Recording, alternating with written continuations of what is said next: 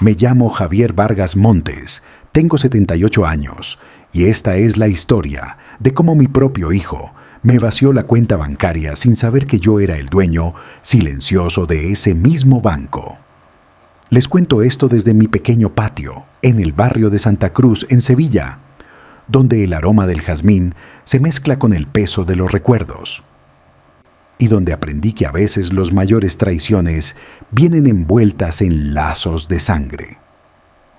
Si están escuchando esta historia, quizás es porque ustedes también conocen el dolor de amar demasiado, de dar demasiado, de confiar demasiado. Les pido que se queden conmigo hasta el final, que compartan esta historia con quienes puedan necesitar escucharla y que dejen sus propias experiencias en los comentarios. Porque en el compartir nuestras heridas es donde encontramos la sanación. El dolor en mi pecho comenzó una mañana de abril, cuando las golondrinas ya habían regresado a los aleros de mi casa y el sol sevillano pintaba sombras largas en las paredes encaladas de mi patio. No era un dolor nuevo, sino un viejo conocido que había estado visitándome con mayor frecuencia, como un pariente no deseado que insiste en quedarse cada vez más tiempo.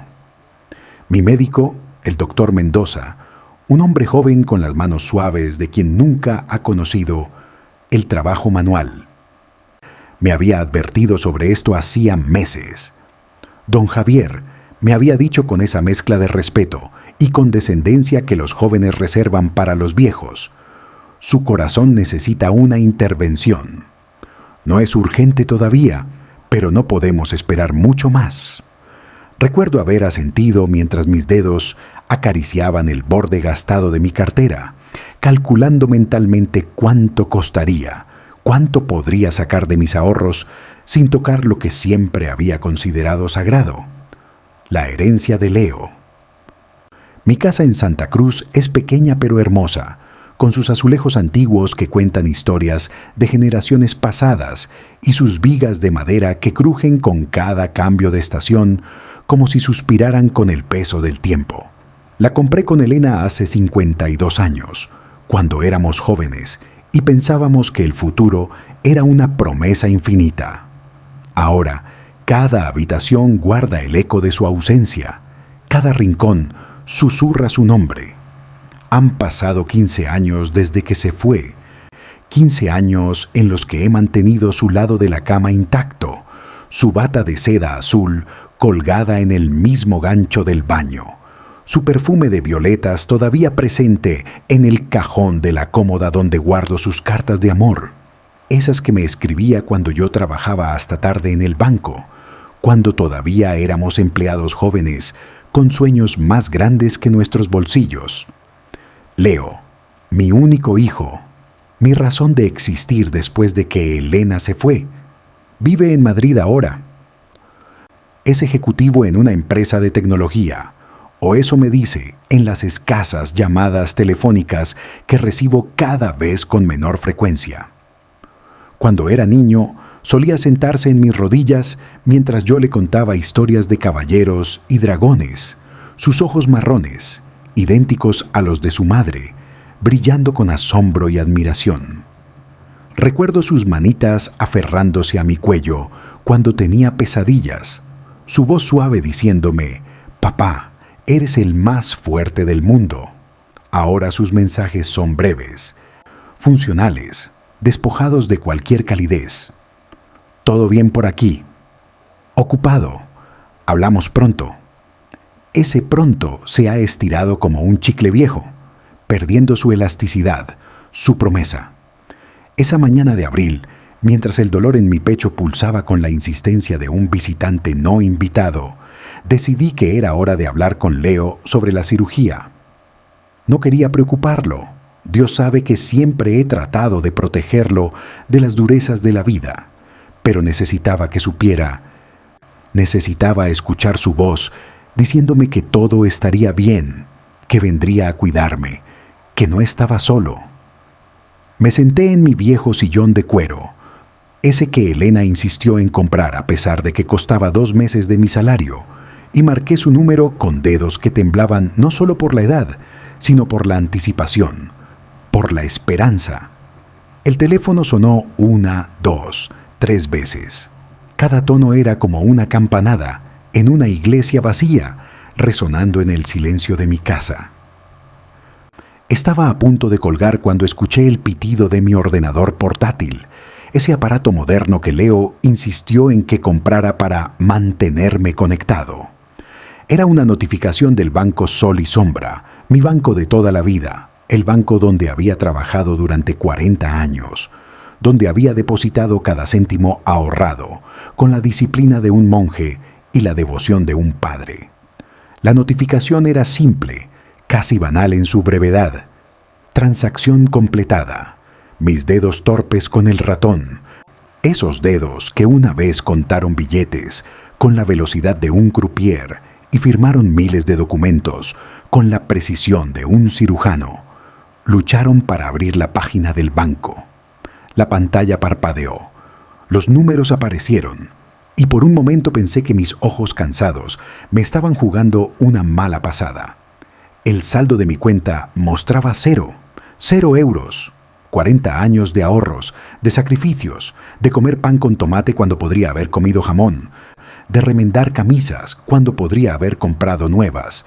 Todo había desaparecido como el rocío de la mañana bajo el sol sevillano. El pánico se apoderó de mí como una ola fría, subiendo desde mis pies hasta mi garganta. Revisé el historial de transacciones con manos que ahora temblaban violentamente. Ahí estaba, en letras negras sobre fondo blanco, la evidencia de mi ruina. Transferencia autorizada a Leonardo Vargas Ruiz. Importe: 127.000 euros. Concepto: inversión familiar. Mi hijo, mi Leo, mi razón de vivir, había vaciado mi cuenta sin siquiera una llamada, sin una explicación, sin un permiso. El teléfono sonó en ese momento y el nombre de Leo apareció en la pantalla. Por un instante, la esperanza floreció en mi pecho como una flor en el desierto. Seguramente había una explicación, un error, algo que justificara este acto incomprensible. Contesté con voz temblorosa: «Leo, hijo, ¿qué has hecho?». Su voz llegó fría, distante, como si hablara con un extraño y no con el hombre que lo había llevado sobre sus hombros por las calles de Sevilla, que había pasado noches en vela cuando tenía fiebre, que había vendido su colección de monedas antiguas para pagarle la universidad. «Papá, no te preocupes, es una inversión segura. Un amigo me ha dado una oportunidad única, algo que no podía dejar pasar. Te lo devolveré con intereses, ya verás». Pero Leo, mi voz se quebró como una rama seca. Ese dinero era para mi operación del corazón. El doctor Mendoza dice que no puedo esperar mucho más. ¿Cómo pudiste? Papá, siempre exageras con tu salud. ¿Estás bien? Mira, tengo que colgar. Estoy en una reunión importante. Ya hablaremos. Y la línea se cortó, dejándome con el silencio y el peso aplastante de la traición. El dolor en mi pecho se intensificó, extendiéndose por mi brazo izquierdo como fuego líquido. La habitación comenzó a girar. Las paredes cubiertas de fotografías familiares se convirtieron en un carrusel borroso de rostros sonrientes que ahora parecían burlarse de mi ingenuidad. Traté de levantarme, de alcanzar el teléfono para llamar a emergencias, pero mis piernas cedieron como columnas de arena.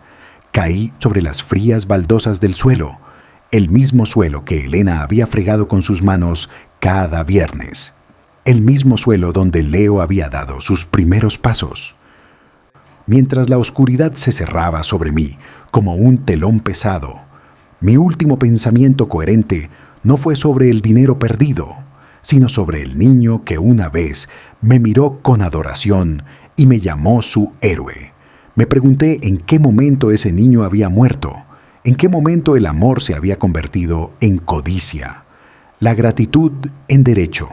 El reloj de péndulo que Elena y yo compramos en nuestra luna de miel continuaba su tic-tac implacable, midiendo los segundos de mi soledad, de mi desilusión, de mi corazón roto en más formas de las que la medicina podría jamás reparar. Los recuerdos llegaron entonces como una marea, mezclándose con el dolor físico hasta que no podía distinguir uno del otro. Recordé el día que nació Leo, cómo sus deditos se cerraron alrededor del mío con una fuerza que me sorprendió, cómo Elena lloró de alegría mientras yo prometía en silencio ser el mejor padre del mundo. Recordé su primer día de colegio, cómo insistió en que lo acompañara hasta la puerta del aula, cómo me susurró: «No te vayas, papá», antes de que la maestra lo tomara suavemente de la mano. Recordé las tardes enseñándole a montar en bicicleta en el parque de María Luisa, corriendo detrás de él con los brazos extendidos, listo para atraparlo si caía, gritando: «Así, campeón, tú puedes». Pero también llegaron otros recuerdos, más recientes, más dolorosos, las visitas que se fueron espaciando después de la muerte de Elena, las excusas cada vez más elaboradas para no venir en Navidad, los silencios incómodos, en las llamadas telefónicas que se volvieron cada vez más cortas. Recordé la última vez que vino a Sevilla, hace 2 años, cómo miraba constantemente su teléfono móvil mientras yo trataba de contarle sobre mi vida, sobre los pequeños acontecimientos que llenaban mis días vacíos. Recordé cómo revisó los papeles en mi escritorio cuando pensaba que yo no miraba, cómo preguntó casualmente sobre mis ahorros, sobre mis inversiones, con esa sonrisa que ya no llegaba a sus ojos. La inconsciencia me envolvió finalmente como un manto negro, pero incluso en ese vacío, las preguntas persistían. ¿Había sido yo un mal padre? ¿Había dado demasiado, amado demasiado, perdonado demasiado? ¿O había sido simplemente un tonto, un viejo tonto que confundió la codicia con el amor, la manipulación con el cariño filial? Desperté en el hospital 3 días después, aunque para mí podrían haber sido 3 años o 3 minutos. La luz fluorescente me lastimaba los ojos, y el olor a desinfectante me recordaba demasiado a los últimos días de Elena. Una enfermera joven con ojos amables me explicó que había sufrido un infarto, que un vecino me había encontrado y llamado a la ambulancia. «Tuvo suerte, don Javier», me dijo con una sonrisa que parecía genuina. «Unos minutos más y no estaríamos teniendo esta conversación». Suerte. La palabra resonó en mi mente como una broma cruel. ¿Qué suerte había en sobrevivir para enfrentar la ruina financiera y emocional? ¿Qué suerte había en descubrir que el amor de tu único hijo tenía un precio y que ese precio era exactamente 127.000 euros? Mateo apareció en la puerta de mi habitación al 4.º día, su figura alta y delgada, recortada contra la luz del pasillo. Mateo Fernández había sido mi amigo desde que teníamos 8 años, cuando nos peleamos por una canica en el patio del colegio y terminamos castigados juntos, forjando una amistad que había sobrevivido a matrimonios, hijos, pérdidas y todas las tormentas que la vida había lanzado en nuestro camino. Ahora, a sus 79 años, seguía siendo formidable, con su mente de abogado afilada como una navaja de Albacete y su lealtad feroz como un mastín español. «Javi», dijo, sentándose pesadamente en la silla junto a mi cama. «¿Qué coño ha pasado?» Mateo nunca había sido de rodeos, una cualidad que yo siempre había apreciado y que ahora agradecía más que nunca. Le conté todo, cada humillante detalle, cada dolorosa revelación.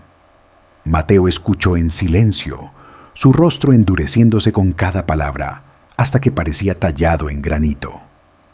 Cuando terminé, se quedó callado por un largo momento, sus dedos tamborileando sobre su rodilla en ese gesto que yo conocía tan bien, el que significaba que su mente legal estaba trabajando, analizando, planeando. «Ese cabrón», dijo finalmente, y la vehemencia en su voz me sorprendió. Mateo había sido el padrino de Leo. Lo había llevado a su primer partido de fútbol del Sevilla. Le había enseñado a jugar al ajedrez. Perdona, Javi. Sé que es tu hijo, pero ese cabrón necesita aprender una lección. ¿Qué lección?, pregunté con amargura. Ya tiene mi dinero. Ya me ha demostrado lo poco que valgo para él. ¿Qué más hay que aprender?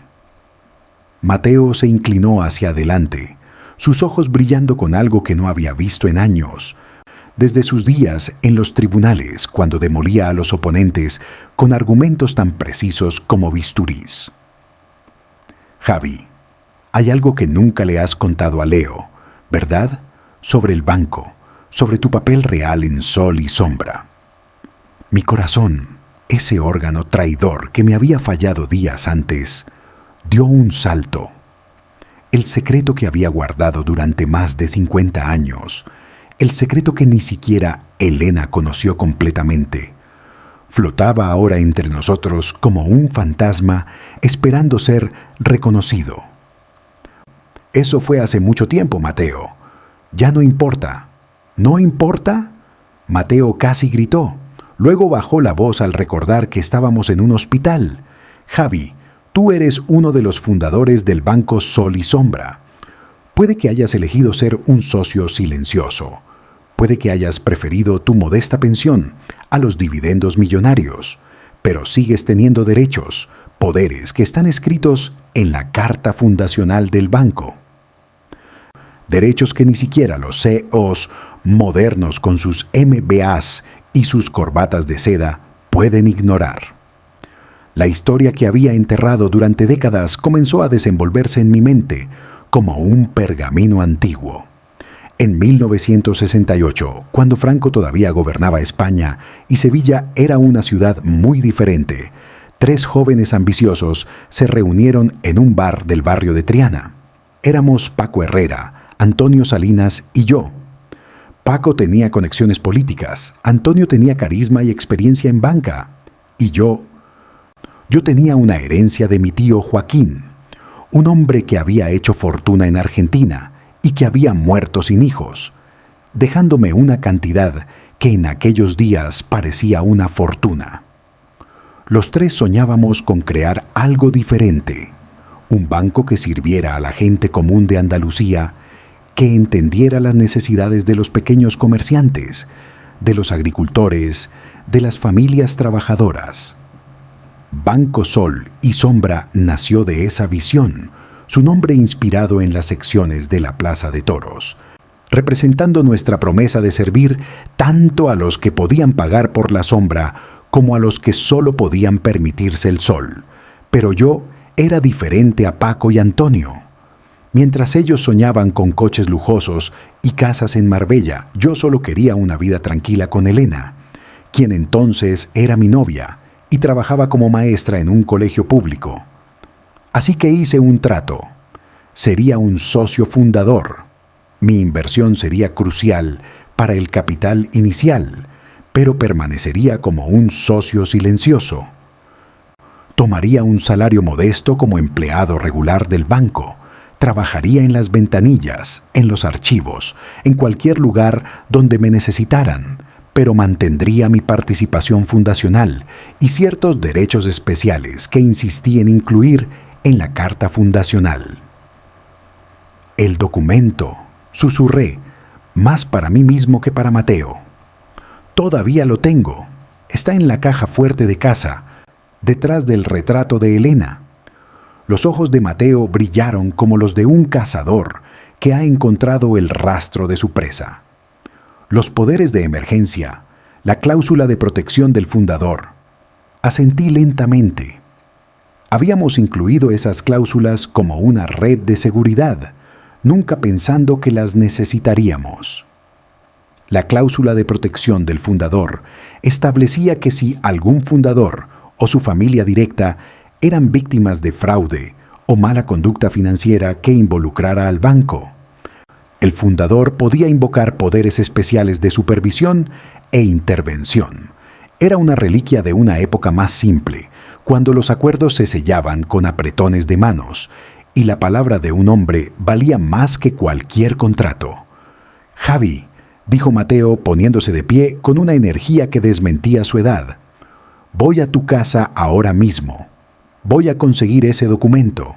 Y entonces, amigo mío, vamos a enseñarle a tu hijo una lección sobre el verdadero valor del dinero y el verdadero costo de la traición. Después de que Mateo se fue, me quedé solo con mis pensamientos y el constante pitido de las máquinas que monitoreaban mi corazón herido.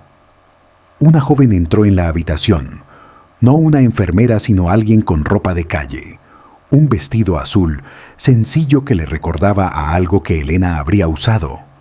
Se presentó como Sofía Carmona, empleada del Banco Sol y Sombra. Don Javier dijo, su voz suave pero con un filo de indignación. Trabajo en la sucursal de la calle Sierpes. Usted viene cada mes, siempre tan amable, siempre preguntando por nuestras familias. Cuando vi la transacción, se detuvo, mordiéndose el labio como si hubiera dicho demasiado. ¿Viste la transacción?, pregunté, sintiendo una mezcla de vergüenza y curiosidad. Sofía asintió, sentándose en la silla que Mateo había dejado vacía. No debería hablar de esto. Va contra todas las políticas del banco. Pero respiró profundamente. Su hijo vino en persona hace una semana. Exigió hablar con el director de la sucursal. Tenía todos los documentos, poder notarial, todo perfectamente legal. Pero la forma en que habló de usted... Se detuvo de nuevo, sus ojos llenándose de lágrimas. ¿Qué dijo?, pregunté, aunque parte de mí no quería saber. Dijo que usted era un viejo senil que no sabía manejar su dinero, que era mejor que él lo invirtiera antes de que usted lo malgastara en tonterías. Se rió don Javier, se rió cuando el director mencionó que era una cantidad considerable para alguien de su edad. Dijo, el viejo no lo necesita, probablemente ni recuerda cuánto tiene. Cada palabra era como un clavo en mi ataúd emocional. El niño que había criado, al que había leído cuentos cada noche, por quien había sacrificado ascensos para estar en casa a la hora de cenar, me veía como un viejo senil, un obstáculo entre él y su herencia. Señorita Carmona, dije, tratando de mantener algo de dignidad a pesar de las lágrimas que amenazaban con desbordarse. ¿Por qué me cuenta esto? Porque no está bien, dijo con una fiereza que me sorprendió. Mi abuelo murió el año pasado. Trabajó toda su vida como albañil, ahorrando cada céntimo para dejarnos algo. Mis primos pelearon por ese dinero como buitres antes de que su cuerpo se enfriara. Vi lo que le hizo a mi abuela, cómo le rompió el corazón más que la muerte misma. No puedo hacer nada sobre lo que pasó en mi familia, pero tal vez pueda ayudar con lo que está pasando en la suya. Es muy amable, pero no hay nada que hacer. El dinero se ha ido. Mi hijo lo tiene legalmente. Sofía se inclinó hacia adelante y por un momento vi en ella no a una joven empleada bancaria, sino a una guerrera, una defensora de los indefensos.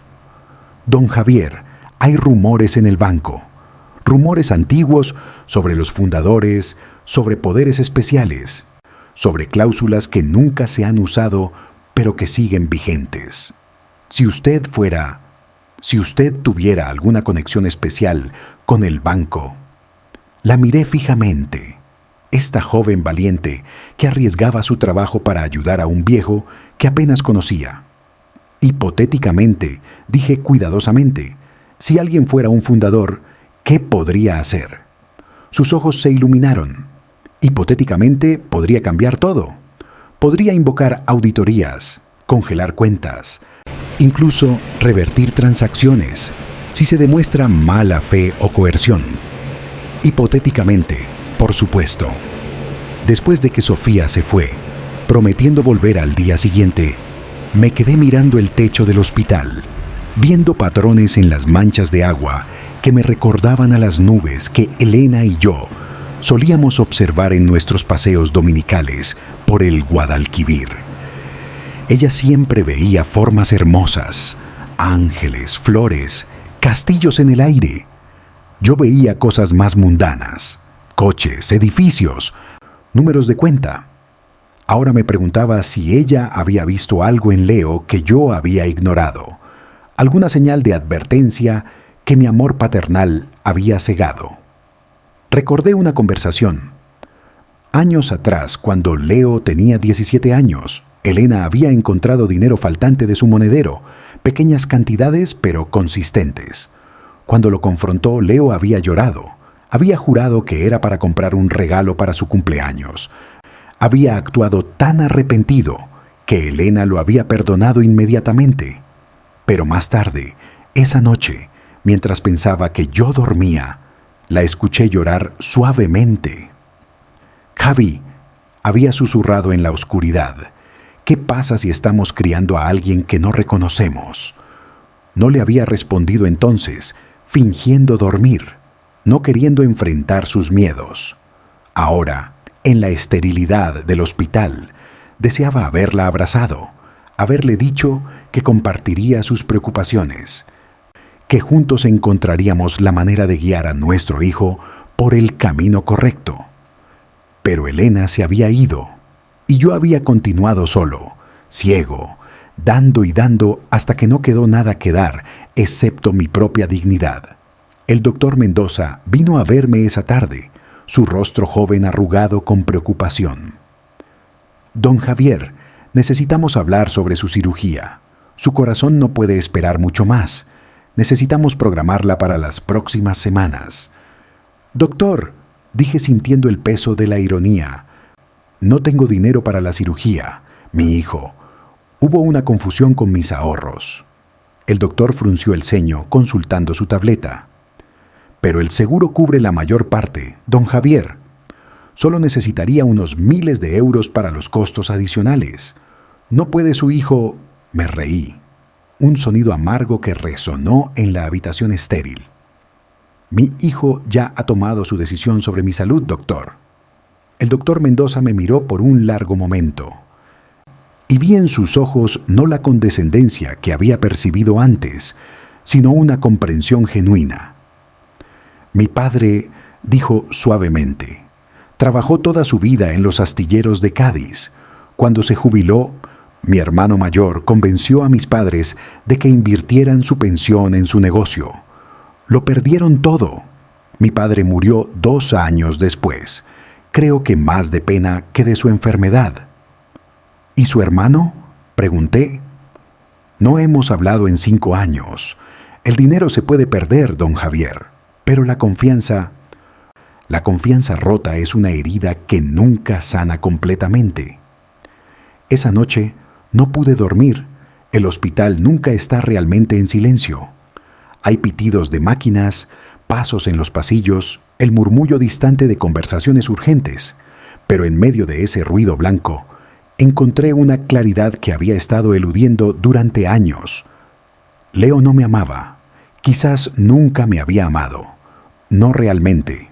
Había amado lo que yo podía darle, lo que yo representaba: seguridad, estabilidad, una red de seguridad financiera. Pero a mí, Javier Vargas Montes, el hombre que lo había mecido cuando lloraba, que había caminado kilómetros buscando la medicina exacta cuando estaba enfermo, que había aplaudido más fuerte en cada obra escolar, aunque su actuación fuera terrible. A ese hombre, Leo no lo amaba. La revelación debería haberme destrozado, pero en cambio, sentí algo parecido a la liberación. Era como si hubiera estado cargando una maleta pesada durante años, y finalmente alguien me hubiera dicho que podía soltarla. El amor no correspondido es una carga terrible, pero es aún peor cuando no reconoces que no es correspondido, cuando sigues vertiendo tu corazón en un pozo sin fondo, esperando que algún día se llene. Mateo regresó al hospital a la mañana siguiente con el aire de un general que ha planeado su estrategia de batalla. En sus manos llevaba un maletín de cuero desgastado que yo reconocí inmediatamente. Era el mismo que había usado durante sus años como abogado, el que Elena solía bromear que contenía las armas secretas de Mateo. Ahora, mientras lo colocaba sobre la mesa auxiliar de mi habitación del hospital, sentí que efectivamente contenía armas, solo que de un tipo diferente al que cualquiera podría imaginar. «Lo tengo», dijo simplemente, abriendo el maletín con la reverencia de un sacerdote abriendo un relicario. Dentro, envuelto en plástico protector amarillento por los años, estaba el documento que había firmado hace más de 5 décadas, la carta fundacional del Banco Sol y Sombra, con sus sellos oficiales todavía intactos, sus firmas todavía legibles a pesar del paso del tiempo. Mi firma, joven y confiada, junto a las de Paco y Antonio, los 3 mosqueteros que habíamos soñado con cambiar el mundo financiero de Andalucía. «He pasado toda la noche revisándolo con mi antiguo socio, Ricardo», continuó Mateo, sus ojos brillando con esa intensidad que lo había hecho temible en los tribunales. «Las cláusulas siguen vigentes, Javi. Nunca fueron derogadas, nunca fueron modificadas. Es más, según la estructura legal actual del banco, no pueden ser modificadas sin el consentimiento unánime de los fundadores o sus herederos directos». «Paco murió hace 10 años», dije, recordando el funeral al que había asistido de incógnito, sin revelar nuestra conexión. «Y Antonio vive en una residencia en Marbella». Mateo me interrumpió. «Con demencia avanzada. Su hijo tiene poder notarial, pero está más interesado en sus campos de golf que en los asuntos del banco. Lo que significa, amigo mío, que tú eres el único fundador con capacidad de actuar». Sofía apareció en la puerta en ese momento, como si hubiera estado esperando la señal correcta. Llevaba una carpeta bajo el brazo y una expresión de determinación que me recordó a Elena cuando decidía que una injusticia necesitaba ser corregida. «Don Javier, señor Fernández», saludó, cerrando la puerta tras ella con cuidado. «He estado investigando. El director actual del banco, don Carlos Mendizábal, no tiene idea de las cláusulas fundacionales. Llegó hace solo 5 años, traído de un banco internacional. Para él, la historia del banco es solo eso, historia». «¿Y qué sugieres, jovencita?», preguntó Mateo, evaluándola con su mirada de abogado. Sofía abrió su carpeta, revelando documentos que claramente había impreso fuera del horario laboral, arriesgando su puesto por un viejo que apenas conocía. La transacción de su hijo, don Javier, no solo fue cruel, fue técnicamente irregular. Usó el poder notarial de manera que podría considerarse abuso de confianza. Además, pausó, mirándome directamente. «La inversión a la que destinó el dinero es una estafa. La empresa no existe. Su hijo ha sido víctima de un fraude, aunque él no lo sabe todavía. Mi corazón, ese órgano maltratado que me había traído a este hospital, dio un vuelco. ¿Qué quieres decir?». «La empresa Innovación Digital Mediterránea, a la que su hijo transfirió los fondos, fue creada hace apenas 2 meses. Los supuestos socios tienen antecedentes por fraude. En 2 semanas, máximo 3, desaparecerán con el dinero de todos los inversores. Su hijo…» Se detuvo, eligiendo sus palabras cuidadosamente. «Su hijo va a perder todo». La ironía era tan amarga que casi podía saborearla. Leo, en su avaricia por apoderarse de mi dinero, había caído en la trampa más antigua del mundo. El cazador convertido en presa. Debería haberme alegrado. Debería haber sentido que la justicia poética se estaba sirviendo. Pero en cambio, sentí una profunda tristeza. No por el dinero. El dinero nunca había sido más que números en un papel para mí, sino por el hijo que había perdido mucho antes de esta traición. El hijo que había elegido la codicia sobre el amor, la ambición sobre la familia. «Hay más», continuó Sofía sacando otro documento. «He estado revisando las cuentas de su hijo. Ha estado viviendo muy por encima de sus posibilidades. Debe dinero a varios acreedores. Esta inversión era su intento desesperado de salvarse de la bancarrota. Por eso actuó tan rápido, tan despiadadamente. Miré a Mateo, luego a Sofía, estos dos ángeles vengadores que habían aparecido en mi hora más oscura. ¿Qué proponen? Mateo se levantó, caminando hacia la ventana que daba al patio interior del hospital, donde los pacientes más afortunados podían sentarse bajo el sol andaluz. Propongo que uses tus poderes como fundador, que congeles la transacción antes de que los estafadores puedan huir con el dinero, que recuperes tus fondos y que le des a tu hijo una lección que nunca olvidará. No quiero destruirlo, dije, sorprendiéndome a mí mismo con la verdad de esas palabras. Sigue siendo mi hijo, aunque él haya olvidado que soy su padre. No hablo de destruirlo, respondió Mateo, volviéndose hacia mí, con una sonrisa que no había visto en años. Hablo de salvarlo, de él mismo y de sus peores instintos. A veces, Javi, el amor más grande que puedes mostrar es establecer límites, incluso cuando es doloroso. Especialmente cuando es doloroso. Los siguientes días pasaron en una neblina de preparativos legales y médicos, mientras los doctores preparaban mi corazón para la cirugía que ya no podía posponerse más. Mateo preparaba los documentos legales que cambiarían todo. Sofía iba y venía, trayendo información, coordinando discretamente con los pocos empleados del banco que recordaban los viejos tiempos. Aquellos que habían escuchado las leyendas sobre los fundadores, pero nunca habían imaginado que uno de ellos seguía vivo, caminando entre ellos como un fantasma benevolente. La mañana antes de invocar mis poderes como fundador, recibí una llamada de Leo. Su voz sonaba diferente. Había un filo de pánico que intentaba disimular con bravuconería. «Papá, ¿cómo estás? He oído que estás en el hospital». «¿Quién te lo dijo?», pregunté, manteniendo mi voz neutral. «Eso no importa. Escucha, sobre el dinero, la inversión está tardando más de lo esperado en dar frutos. Necesito que no hagas ningún movimiento legal, ¿entiendes? Sería malo para ambos». «Leo», dije, sintiendo el peso de cada palabra, «vaciaste mi cuenta sin mi permiso. Tomaste el dinero que necesitaba para mi operación del corazón y ahora me pides que no haga nada».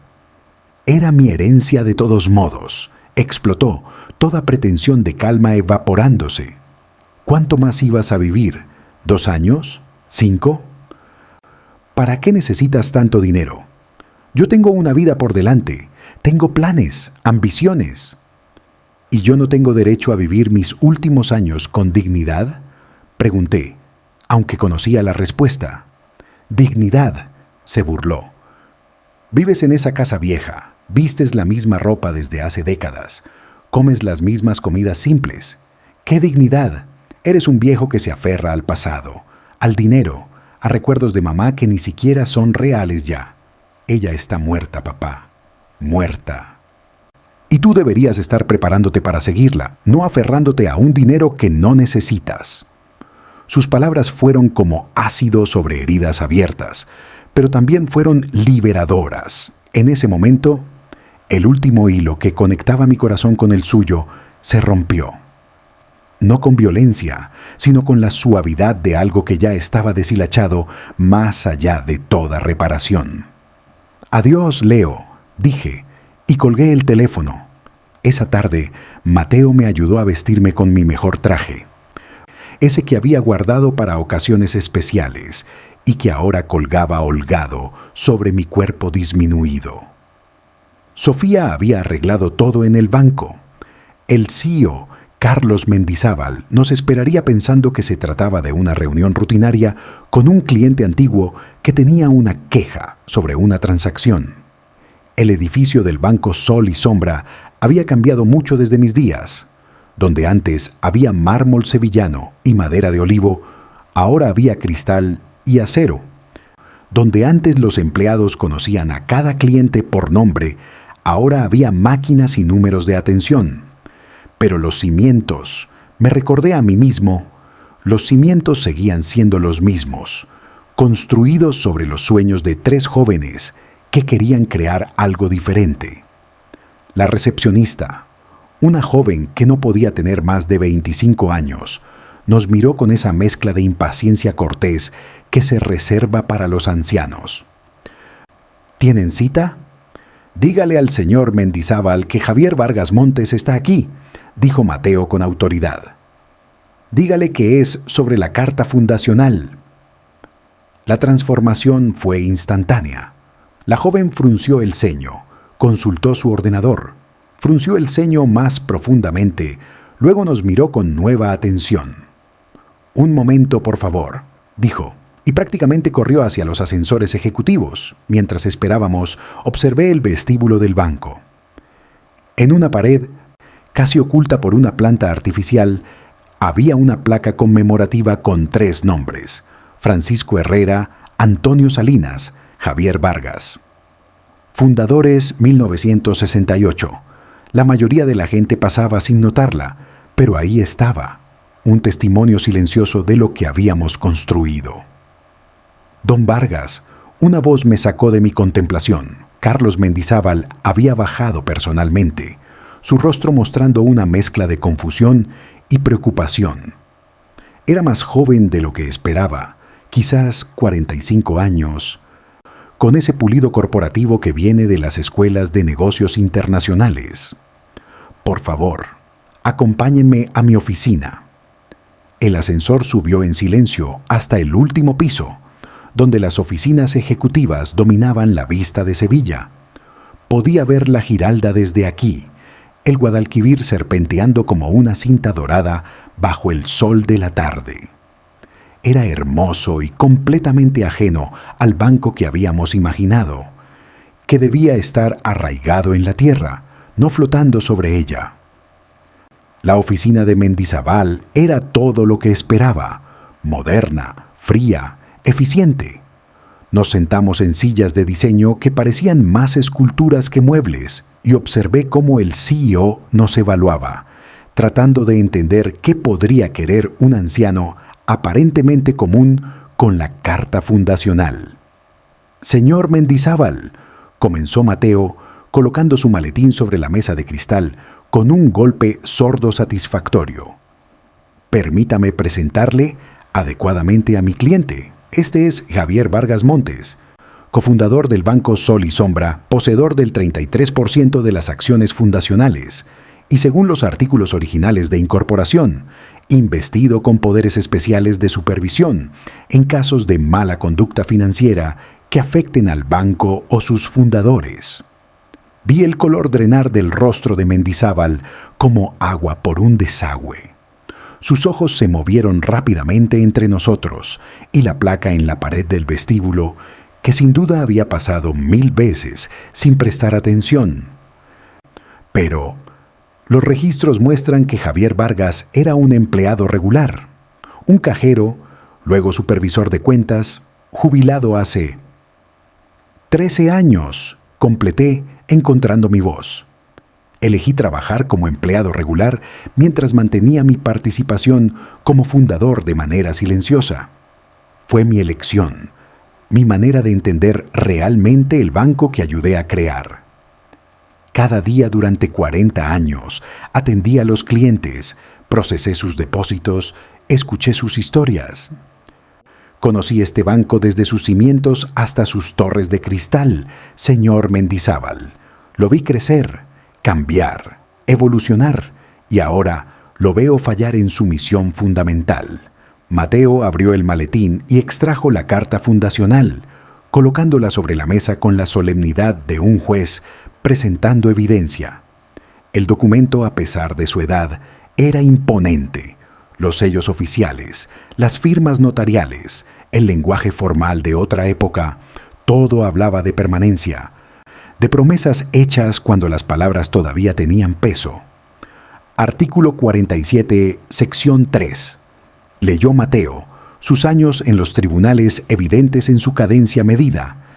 En caso de que un fundador o su familia directa sean víctimas de fraude, negligencia o mala conducta financiera que involucre al banco, Dicho fundador puede invocar poderes de supervisión de emergencia, incluyendo pero no limitándose a congelación de activos, reversión de transacciones, auditoría completa de las partes involucradas y reestructuración de protocolos de seguridad.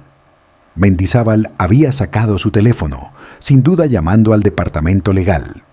Mientras esperábamos, observé por la ventana, viendo la ciudad que había sido mi hogar toda mi vida. En algún lugar allá abajo, Leo probablemente estaba celebrando su golpe maestro, sin saber que las arenas ya se movían bajo sus pies. El equipo legal llegó en minutos, 3 abogados con trajes caros y expresiones de pánico controlado. Revisaron el documento. Consultaron sus ordenadores, hicieron llamadas telefónicas en voz baja. Con cada minuto que pasaba, sus rostros se volvían más sombríos. «Es legítimo», dijo finalmente la abogada principal, una mujer de mediana edad con ojos afilados. Estos poderes nunca fueron revocados. De hecho, según nuestra estructura corporativa actual, no pueden ser revocados sin... Se detuvo, mirándome directamente. Sin su consentimiento, señor Vargas. Entonces, dije, sintiendo el peso del momento, invoco mis poderes como fundador. Primero, quiero que se congele inmediatamente la transferencia realizada desde mi cuenta personal a la empresa Innovación Digital Mediterránea. Segundo, quiero una auditoría completa de esa empresa y sus conexiones. Tercero, quiero que se investigue el uso del poder notarial por parte de mi hijo, Leonardo Vargas Ruiz. Su hijo. Mendizábal parecía estar procesando esta información. Está diciendo que su propio hijo... Mi hijo, dije, manteniendo mi voz estable aunque mi corazón lloraba. Abusó de la confianza familiar y bancaria para vaciar la cuenta de un cliente anciano y vulnerable, que resulta ser su padre y uno de los fundadores de este banco. Si Sol y Sombra permite que esto pase sin consecuencias, ¿qué mensaje envía a todos los otros hijos codiciosos que ven a sus padres ancianos como cajeros automáticos? Sofía, que había permanecido en silencio hasta ahora, dio un paso adelante. Señor Mendizábal, he estado investigando. La empresa a la que se transfirió el dinero es un fraude. Si actuamos ahora, podemos recuperar los fondos antes de que desaparezcan. Pero si esperamos...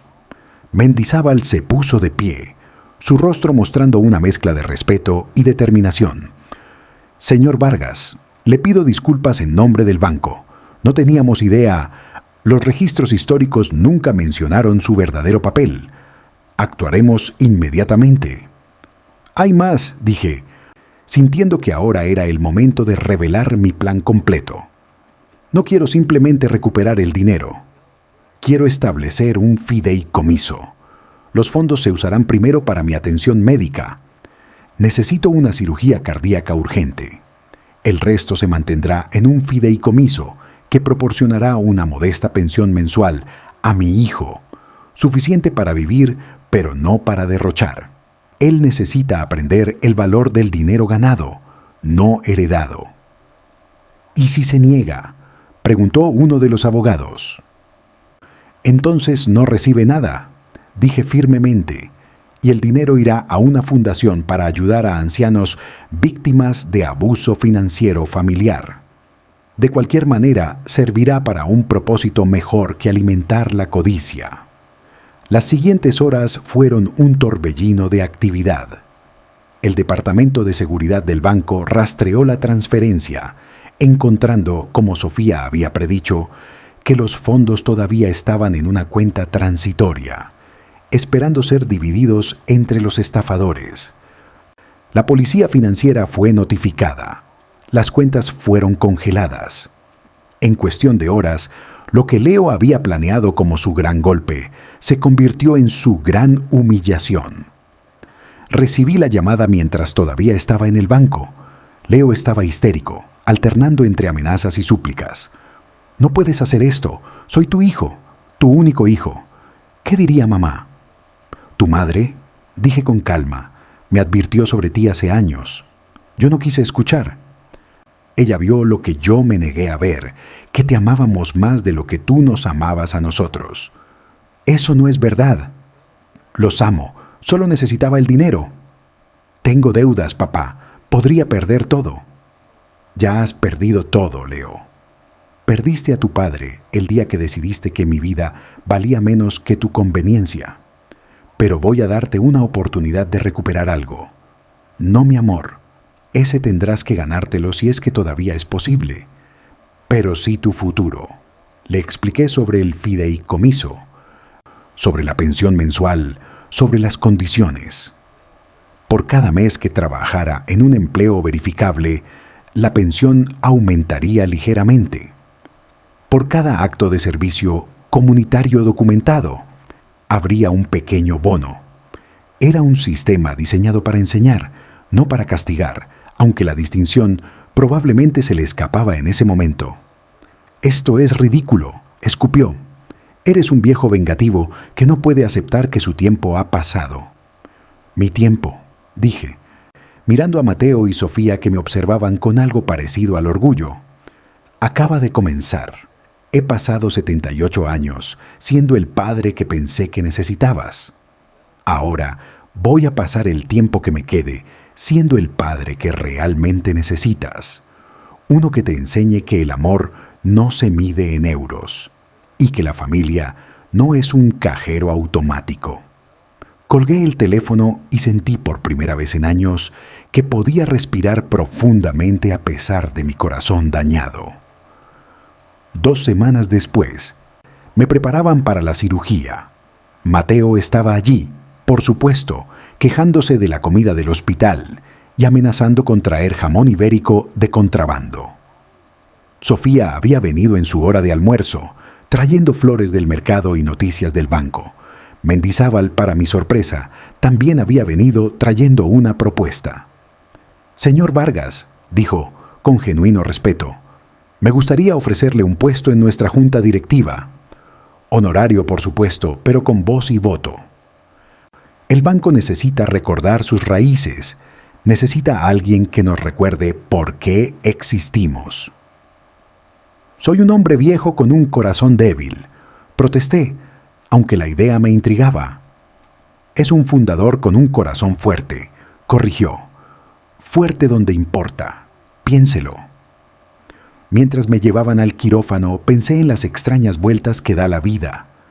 Había comenzado este viaje como una víctima, traicionado por mi propia sangre, despojado de mis ahorros de toda la vida, pero al reclamar mi historia, al dejar de ser el empleado invisible y reconocerme como el fundador que siempre había sido, había encontrado algo más valioso que el dinero. Había encontrado mi dignidad, mi propósito, mi voz. La anestesia comenzó a hacer efecto, y mi último pensamiento consciente fue una pregunta que me había perseguido durante semanas. ¿Qué habría dicho Elena? Y entonces, en ese espacio entre la vigilia y el sueño, casi pude escuchar su voz, suave como el susurro del viento entre los jazmines. Era hora. Mi amor, era hora. Desperté de la cirugía 3 días después, aunque los médicos me dijeron después que había sido solo cuestión de horas. El tiempo, descubrí, se vuelve elástico cuando tu corazón se detiene y vuelve a comenzar. Había tubos por todas partes, máquinas pitando sus ritmos electrónicos y un dolor en el pecho que me recordaba que seguía vivo, que mi corazón reparado seguía latiendo su ritmo obstinado.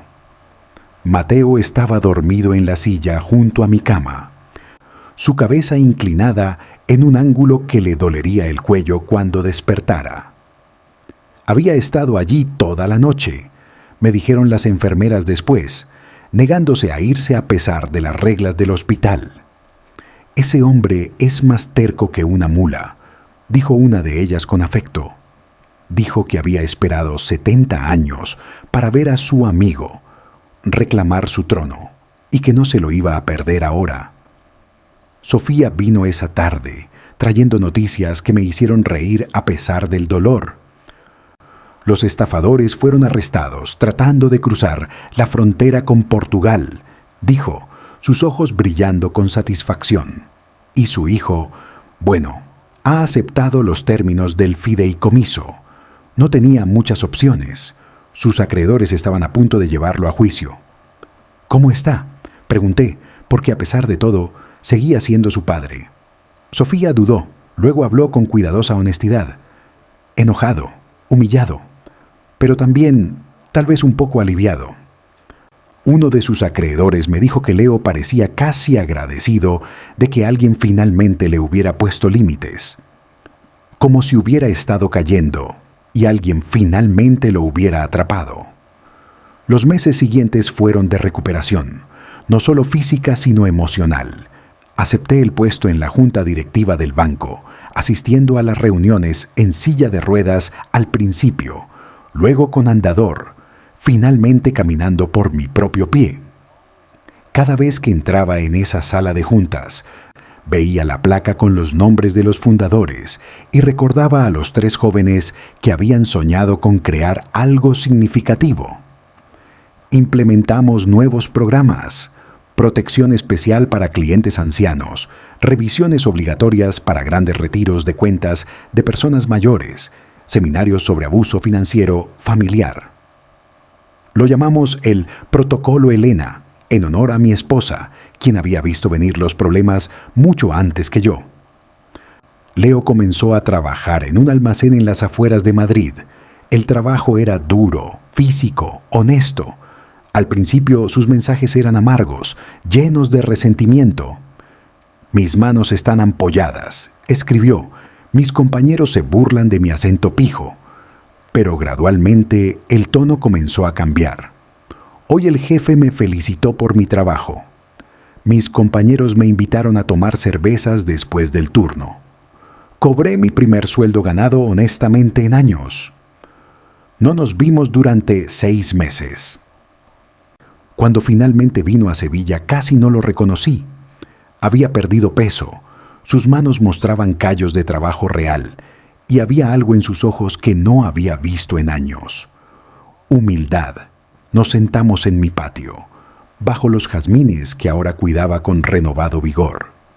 Y hablamos, no como padre e hijo, no todavía, sino como 2 hombres que habían aprendido lecciones difíciles sobre el verdadero valor de las cosas. «Pensé que el dinero me haría libre», dijo Leo, mirando sus manos encallecidas. «Pero solo me hizo esclavo de mis propias ambiciones vacías». «El dinero es una herramienta», respondí, sirviéndole café de la vieja cafetera que Elena y yo habíamos usado durante décadas. «Puede construir o destruir, conectar o separar. Nosotros elegimos cómo usarlo». «Elegí mal», dijo simplemente. «Sí», acordé, porque no había punto en endulzar la verdad, pero cada día es una nueva oportunidad de elegir mejor. Un año después de la cirugía, organicé una cena en mi casa. Mateo vino, quejándose de sus rodillas, pero trayendo el mejor vino de su bodega. Sofía vino con su novio, un joven médico que la miraba como yo solía mirar a Elena. Incluso Mendizábal apareció, ya más cómodo en reuniones informales, habiendo aprendido que los mejores negocios a menudo se hacen alrededor de una mesa con buena comida y mejor compañía. Leo también vino, tímido, inseguro de su lugar en esta nueva configuración familiar. Había mantenido su trabajo, había comenzado a tomar clases nocturnas de contabilidad, había incluso comenzado a hacer voluntariado en un centro de ancianos, los fines de semana. «Me recuerdan a ti», me había dicho. «Todos tienen historias, todos han sido olvidados por alguien». Durante la cena, mientras la conversación fluía y la risa llenaba la casa que había estado en silencio durante tanto tiempo, Leo se levantó inesperadamente. «Quiero decir algo», comenzó, su voz temblando ligeramente. «Hace un año, traicioné a la única persona que nunca me había fallado. Tomé lo que no era mío, justificándolo con mentiras sobre derechos y herencias. Papá, Se volvió hacia mí y vi lágrimas en sus ojos. No merezco tu perdón, pero quiero que sepas que cada día trabajo para convertirme en el hijo que deberías haber tenido, el hijo que mamá habría querido que fuera. El silencio que siguió fue denso con emoción. Luego Mateo, Dios lo bendiga, levantó su copa. Por las segundas oportunidades, dijo, y por los viejos tercos que se niegan a rendirse con sus hijos, incluso cuando deberían. Todos brindamos y en ese momento, con mi casa llena de vida y amor, entendí que mi verdadera riqueza nunca había estado en ningún banco. Había estado aquí todo el tiempo, esperando ser reconocida, esperando ser compartida, esperando ser valorada por su verdadero worth. Esa noche, después de que todos se fueron, me senté solo en mi patio. La luna llena iluminaba los jazmines y su perfume llenaba el aire con dulzura. Saqué la vieja fotografía de Elena que siempre llevaba conmigo y la sostuve bajo la luz de la luna. Lo hicimos, mi amor, susurré. Salvamos a nuestro hijo, no de la manera que esperábamos, no sin dolor, pero lo salvamos. Una brisa suave agitó los jazmines y por un momento, solo un momento, pude jurar que olí su perfume de violetas mezclándose con las flores. Era imposible, por supuesto. Elena llevaba muerta 15 años, pero en ese momento, en mi patio, iluminado por la luna, con mi corazón reparado latiendo fuerte en mi pecho, creí en los milagros pequeños, en las segundas oportunidades, en el poder del amor para trascender incluso las traiciones más profundas. Mi nombre es Javier Vargas Montes. Tengo 79 años ahora y esta ha sido mi historia. Una historia de pérdida y recuperación, de traición y redención, de un viejo que descubrió que nunca es demasiado tarde para defender lo que es justo, incluso cuando eso significa enfrentarse a tu propia sangre. Si han llegado hasta aquí conmigo, les agradezco. Y si tienen padres ancianos, llámenlos. No por su dinero, no por lo que pueden darles, sino simplemente para escuchar sus voces, sus historias, sus corazones todavía latiendo con amor a pesar de todo. Porque al final, cuando los bancos cierran y las cuentas se vacían, cuando los títulos se desvanecen y las ambiciones se desmoronan, lo único que realmente poseemos es el amor que damos y recibimos. Y ese, amigos míos, es un capital que ningún ladrón puede robar, ningún hijo codicioso puede vaciar, ningún banco puede embargar. Es el único investimento que realmente importa. Y ahora, si me disculpan, es hora de regar mis jazmines. Han florecido especialmente hermosos este año, como si supieran que la casa ya no está vacía, que el corazón de su dueño ya no está roto, que la vida, incluso a los 79 años, todavía puede sorprenderte con su capacidad de renovación. Mañana tengo una reunión en el banco. Hay un nuevo programa que quiero proponer para proteger a los ancianos vulnerables. Lo llamaré el programa Segundo Amanecer, porque todos merecen la oportunidad de comenzar de nuevo, sin importar la edad que tengan, y porque, como he aprendido, a veces los amaneceres más hermosos vienen después de las noches más oscuras. Leo vendrá a cenar el domingo. Está ahorrando para comprar un pequeño apartamento, con su propio dinero, ganado honestamente. Me ha pedido consejos sobre hipotecas, sobre presupuestos, sobre cómo construir algo sólido y real. Son conversaciones que deberíamos haber tenido hace años, pero mejor tarde que nunca. Mateo sigue viniendo cada miércoles para nuestra partida de dominó. Siempre hace trampa, siempre lo atrapo, siempre lo niega. Es nuestro ritual, nuestra forma de decirnos que seguimos aquí, que seguimos luchando, que seguimos vivos. Sofía fue ascendida a directora de la sucursal. A veces viene a visitarme, trayendo pasteles de la panadería de la esquina y historias del banco. Me cuenta sobre los clientes ancianos que ahora están mejor protegidos, sobre las familias que han evitado crisis gracias a los nuevos protocolos. Es un legado del que me siento orgulloso, más orgulloso que de cualquier cantidad de dinero que pudiera haber acumulado. El Banco Sol y Sombra ya no es solo un lugar donde se guarda dinero. Se ha convertido, o tal vez ha vuelto a ser, lo que siempre quisimos que fuera. Un lugar donde las personas son más importantes que los números, donde la dignidad de cada cliente, especialmente los más vulnerables, es sagrada. A veces, cuando camino por las calles de Sevilla, paso por la sucursal donde trabajé durante tantos años. Los empleados jóvenes no saben quién soy. Solo ven a otro anciano con su bastón y su andar lento, pero los empleados mayores, los que recuerdan, me saludan con respeto. Don Javier, dicen, el fundador que caminó entre nosotros. No soy un héroe. Solo soy un hombre que aprendió tarde en la vida que a veces tienes que luchar por ti mismo con la misma ferocidad con la que luchas por los demás. Que el amor propio no es egoísmo, sino supervivencia. Que establecer límites no es crueldad, sino sabiduría. Mi corazón, ese órgano reparado que late en mi pecho, tiene cicatrices. Los médicos pueden verlas en los escáneres, líneas blancas donde el tejido sanó después del daño. Pero las cicatrices, he aprendido, no son señales de debilidad.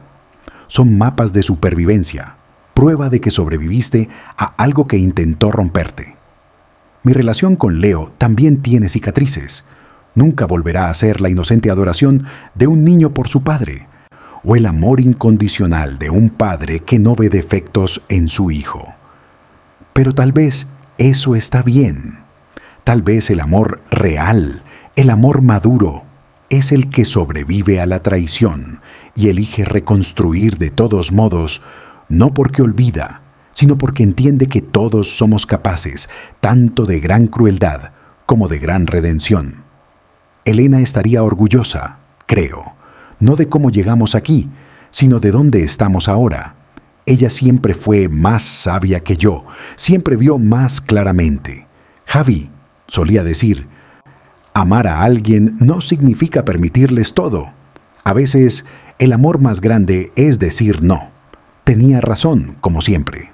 Solo me tomó 78 años y un corazón roto, literal y figurativamente, para entenderlo.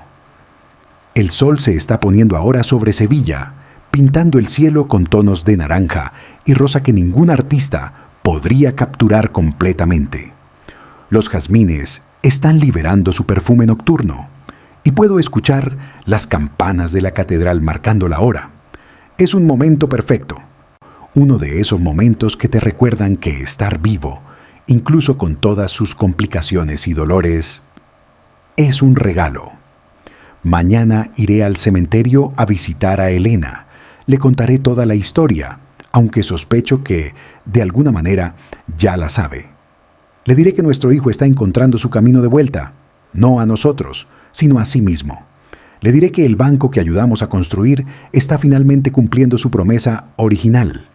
Le diré que su esposo, el viejo tonto que la amó desde el primer momento que la vio, finalmente aprendió a amarse a sí mismo también.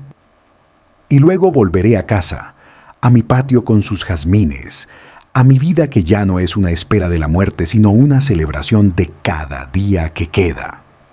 Porque eso es lo que he aprendido en este extraño y doloroso viaje, que nunca es demasiado tarde para reclamar tu historia, para exigir tu dignidad, para escribir un final diferente al que otros han planeado para ti. Mi nombre es Javier Vargas Montes. Tengo 79 años. Mi hijo me vació la cuenta bancaria, pero no sabía que yo era el dueño silencioso de ese banco. Y esa ignorancia, esa subestimación de un viejo que él consideraba acabado, fue su perdición y, extrañamente, nuestra salvación.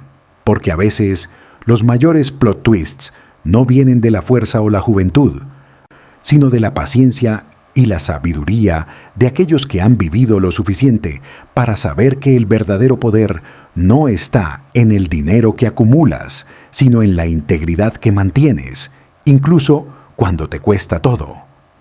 Especialmente cuando te cuesta todo. End. Without bracketed auras of Pelpard. Well, they always said it's the most wonderful time of the year. Without bracketed auras of Pelpard. Well, they always said it's the most wonderful time of the year. Without bracketed auras of Pelpard. Well, they always said it's the most wonderful time of the year. Without bracketed auras of Pelpard. Well, they always said it's the most wonderful time of the year. Without bracketed auras of Pelpard. Well, they always said it's the most wonderful time of the year. Without bracketed auras of Pelpard. Well, they always said it's the most wonderful time of the year. Without bracketed auras of Pelpard. Well, they always said it's the most wonderful time of the year. Without